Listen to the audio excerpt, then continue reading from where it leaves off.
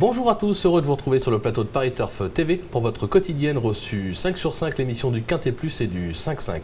Pour m'accompagner aujourd'hui, c'est son retour, après de belles vacances, vous allez le voir avec son visage, Eric Brosselin. Bonjour Eric. Salut Philippe, bonjour à tous. Eric, je vous ai pas gâté, je suis désolé pour votre retour. On avait prévu une belle course à Auteuil ce lundi. Faute de partant, prix de Chantilly, handicap, 5 ans, 3900 mètres. Bon, il y a quelques chevaux qu'on connaît, mais c'est un peu une course avec plusieurs inconnus. On aurait certainement été un peu plus à l'aise sur le prix Shinko.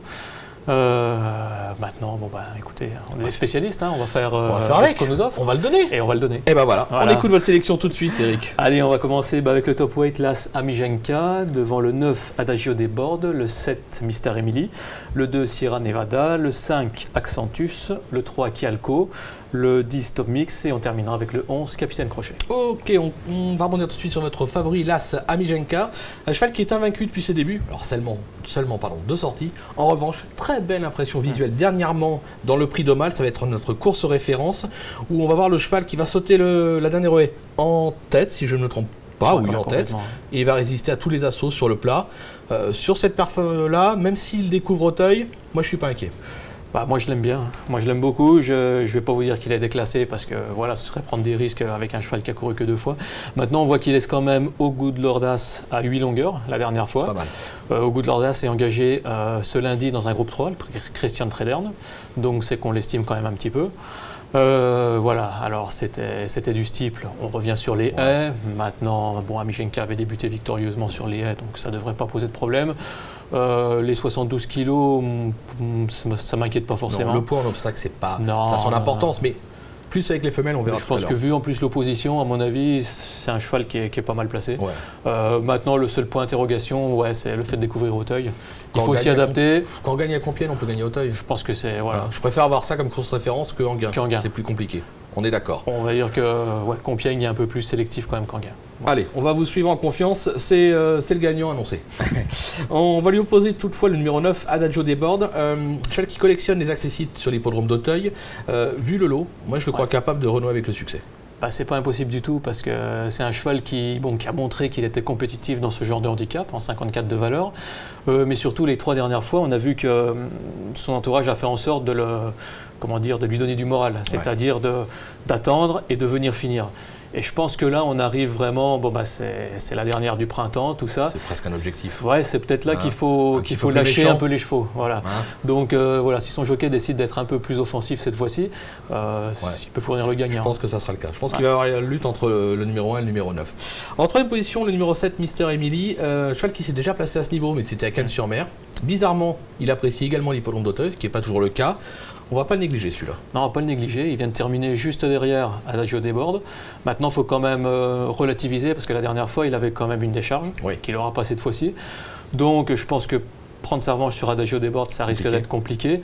Maintenant, il est régulier. Un accessite lui est complètement autorisé. Une place dans les 5, ça sera assez logique. Pas de souci. On est d'accord. On passe au gros morceau. Le numéro 2, Sierra Nevada, une femelle. Alors, elle a des titres aussi bien sur le steeple. On va surtout se souvenir qu'elle avait été jugée digne de courir le Maurice Gillois en 2014. Alors, non placée, c'était juste une figurante. Enfin, quand on court le Maurice Gillois, on regarde le lot. Elle est incontournable. Le poids, c'est la raison pour laquelle vous l'avez baissé un petit peu. 71 kg pour une femelle, j'ai quand même tendance à... il faut les porter. Maintenant, c'est vrai, elle a couru Maurice Gillois. Elle a fini 5e du prix Wild Risk, qui était un vrai gros handicap, là, cette fois-ci. Elle fait toutes ses courses. Donc là encore, je pense que dans les 5 premiers, c'est quasiment une certitude.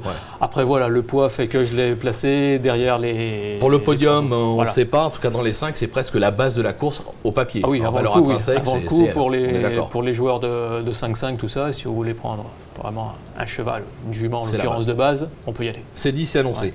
En 5e position, le numéro 5, justement, Accentus, qui a montré quelques moyens sur les tracés de province, en steeple comme en haie. C'est surtout la forme de Nio. Là aussi, attention, parce que la forme de Nio, cette année, c'est extraordinaire. Cette année, il passe un peu tout ce qu'il veut, notre ami Guy de Nio, donc voilà.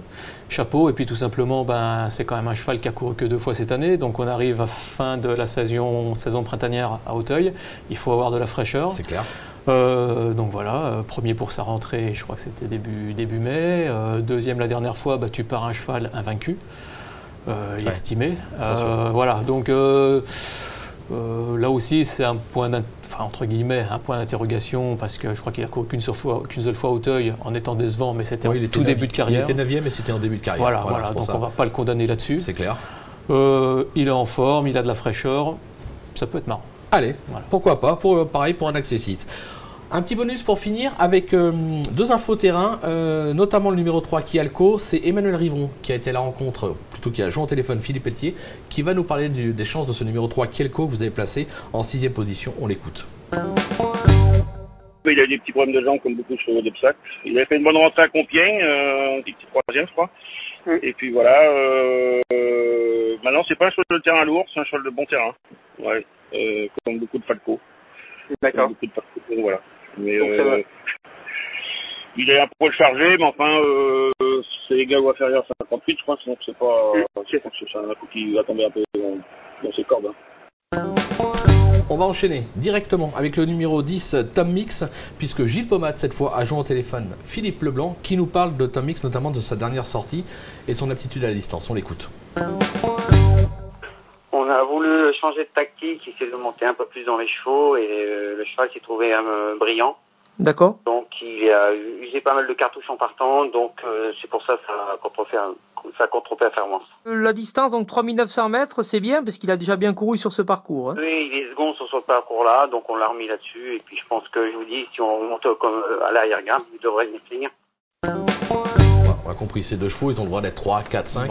Complètement, ouais, son entraîneur à Tom Mix, il nous explique pourquoi il a déçu la dernière fois, donc jugé sur ces 2 courses précédentes. C'est une chance. C'est une chance. De toute façon, la course est ouverte, hein, on l'a dit, hein, on a des bases solides. C'est sûr. C'est vrai, notamment avec le numéro 2 qu'on a passé un peu plus bas. Après, il va falloir être inspiré et puis choisir les bons. Hein. C'est pas facile, hein, surtout en fin de saison à Auteuil. Ouais. Eric, merci pour toutes les infos. On va se quitter avec une petite pépite dans la Réunion. Allez, écoutez, on va partir sur la course qui aurait dû être le Quintet, le prix Shinko. Moi, j'aime bien le 403 Red Sleen, tout simplement parce que là encore, c'est la tout fraîcheur. Il a couru qu'une seule fois cette année. C'était donc une rentrée la dernière fois, 5e, en terminant vraiment très très bien. Je pense qu'il est bien placé et il ne m'étonnerait pas du tout en renouant avec les victoires dès lundi. Et ben voilà, c'est fait. On vous a donné un gagnant au moins dans la Réunion, puis en espérant le 5-5, mais aucun doute. Avec Eric, je pars confiant. Merci à tous de nous avoir suivis. Bon jeu et rendez-vous très vite sur le plateau de Paris Turf TV. Au revoir. Merci, au revoir.